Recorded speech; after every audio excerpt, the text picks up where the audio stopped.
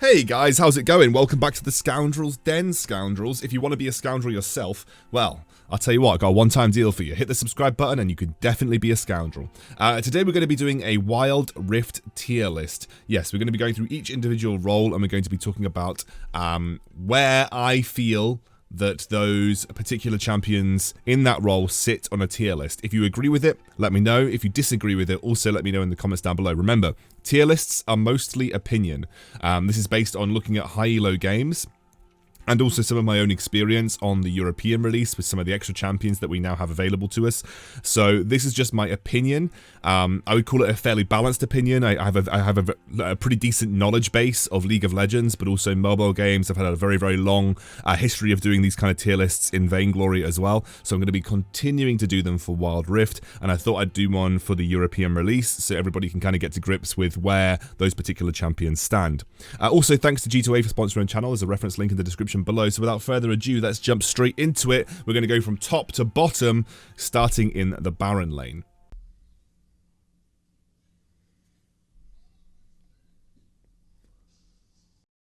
Alright, we're going to start in the Baron lane, and I do want to briefly talk about how the tier list is laid out.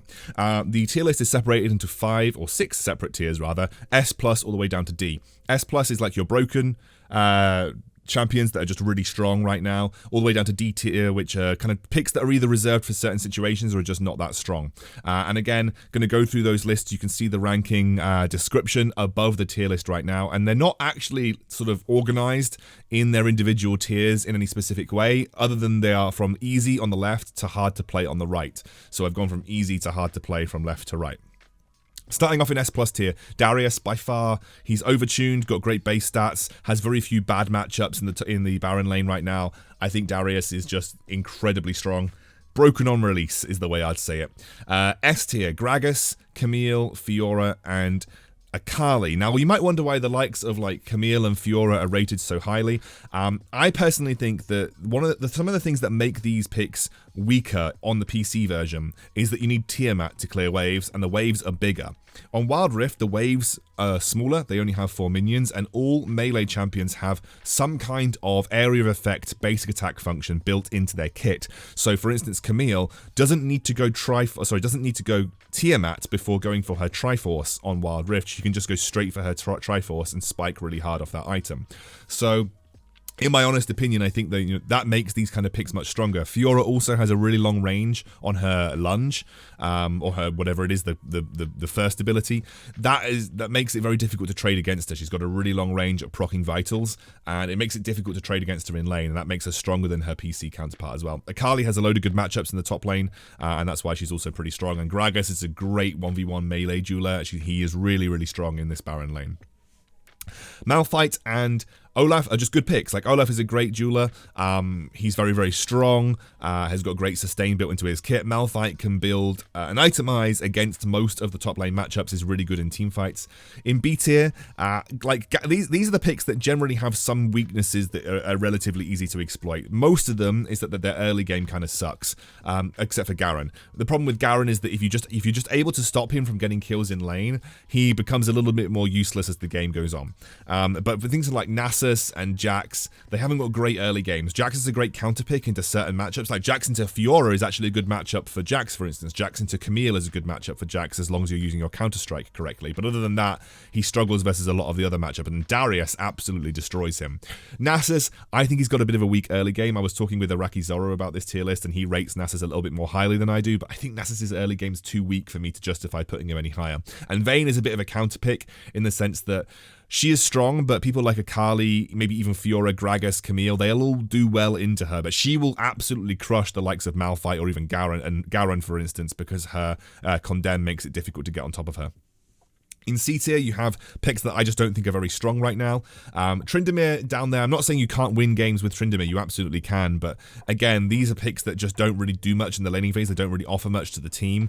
I just don't think are in a great spot. And Jarvan's in D tier, this is more like niche picks or picks that are there for a certain scenario. Like, I would not pick Jarvan in the Baron lane as a 1v1 duelist because he's going to lose a lot of those matchups. However, into ranged matchups in the top lane, Jarvan has his place. We just don't have many ranged top lane ranged matchups in the top lane right now, and that's why Jarvan just isn't in the best spot as a Baron laner. Obviously, much better as a jungler. Speaking of which, let's now start to talk about our junglers.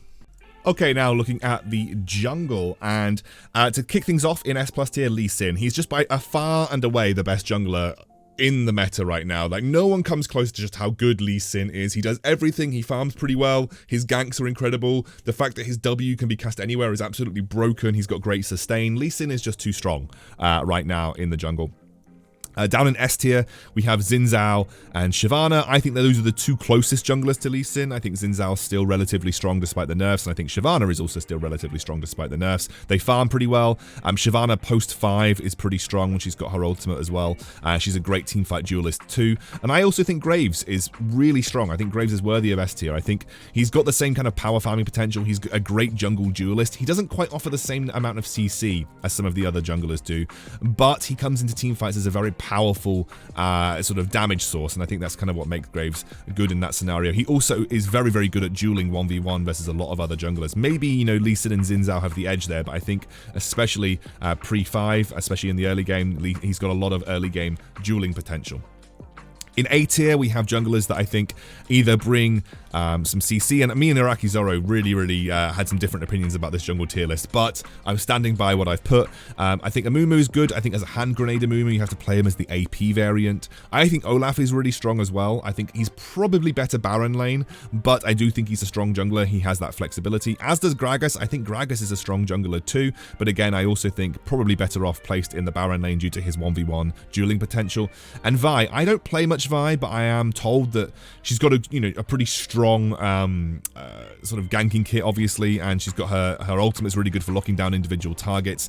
And I think she is just better than a lot of the other junglers that are listed below. Jarvan, solid jungler, nothing special. I think he needs some buffs in order to make him pretty strong. Again, Jax in the jungle, often picked as maybe like a counter pick to Yi, but I think Jax, again, is a bit more of a niche pick. You're not going to see him a huge amount. Evelynn feels really weak. Like, I've played a load of Evelynn. She doesn't feel anywhere near as useful as a lot of the other junglers. There's a moment, I think there's some early game 1v1 potential for Evelynn, but, you know, once it gets to team fights, she's completely useless. Like, she just feels useless in the late game. Yi, good in the late game, but his early game is garbage. Like, Yi's early game is so bad, and I think a lot of good junglers will really exploit that. I'm not saying that Yi can't win games, because Yi absolutely can, and absolutely has won games at the lower elos, but most junglers will look to exploit the fact that his early game is really poor, and versus hard CC, any kind of hard CC, Yi really sucks. Mundo, again, I just don't think Mundo's in a great space. There's too many tank shredding items. It's too easy to get through tanks' HP bars right now. You know, marksmen in general do a lot of damage, and I think that Mundo's just not tanky enough to be that kind of massive frontline oaf that we know him to be in the PC version. And in D tier, like Nasus jungle, sometimes you see it when someone's like locked in Nasus and then is forced to go to the jungle. It's not very good. He stacks his Q way slower than he does in the lane. His ganks are okay with Wither, don't get me wrong, but he's just not as strong as he is in the Baron lane.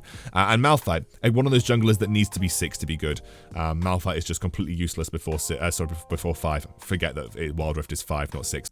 Okay, in the mid lane, personally I feel like Zed is just heads and shoulders above the rest of the mid laners right now. Auto aim makes his ultimate really easy to pull off. He's got really great trading potential. Lethality is broken. Zed's just really strong. In S tier, I think there are lots of other good mid laners to consider. I think Ahri, Orianna, Twisted Fate, and Akali are all really good. I think some of the stock of these mid laners will go up the better that you get with them. For instance, I think Akali could be really good. I know Iraqi Zoro put Akali in S+ tier because he's just very good with Akali. So, you know, naturally, I put maybe Twisted Fate higher than I would, you know, other people would put him, but I just think Twisted Fate is really good at impacting the map.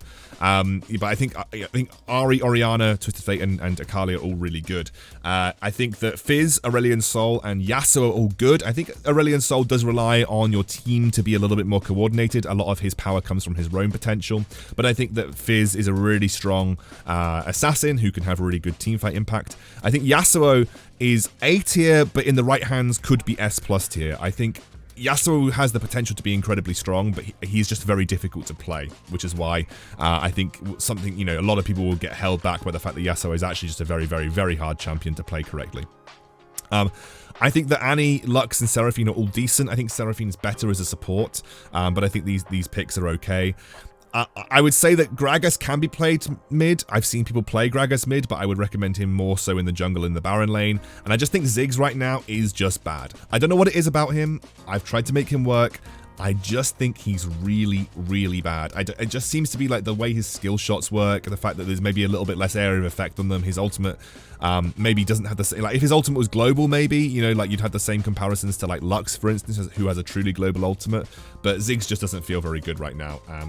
AD carries have been a little wild recently, mainly due to the release of Draven, who again feels incredibly strong. I think the reason that Draven feels so strong on Wild Rift is there's a lot of snowballing in Wild Rift, and Draven really benefits from snowballing.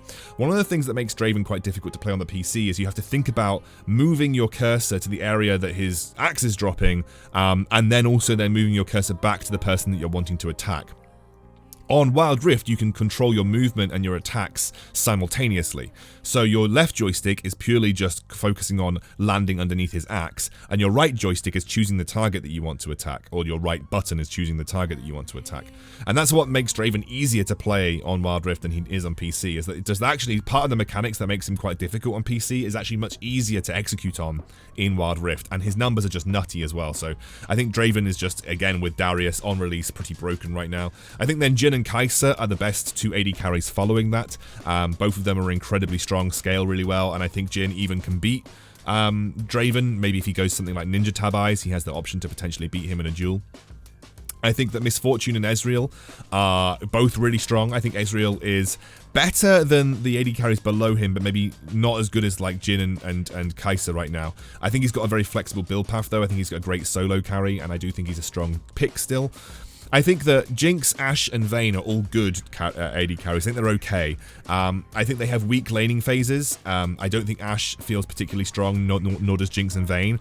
I would say that Vayne and Jinx, if you get them out of the laning phase, are incredibly easy to execute on. Well, Jinx is very easy to execute on, in my opinion, if you get her out of the laning phase. I would say that Vayne is harder to execute on, but she's very strong outside the laning phase. But I think that she gets held back because her laning phase isn't particularly good. Varus is not in a good place right now. And Twisted Fate, I've seen some AD Twisted Fate. I would recommend playing him more so in the mid lane if you're going to play him AD. But I have seen some people try and play Twisted Fate bot. I would say that it's pretty niche. I would say that you really don't use his ultimate very well if you're playing him from the bot lane. Would not 100% recommend playing Twisted Fate in the AD position. And finally, supports.